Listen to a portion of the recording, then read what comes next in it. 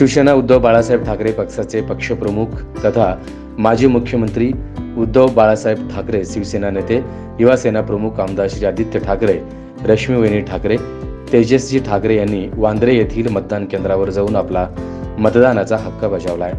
यावेळी उद्धव साहेबांनी प्रसारमाध्यमांशी संवाद साधताना मुंबईसह इतर सर्व ठिकाणी आपला मतदानाचा हक्क बजावा आणि जास्तीत जास्त संख्येने मतदान करा असं आवाहन देखील केलं।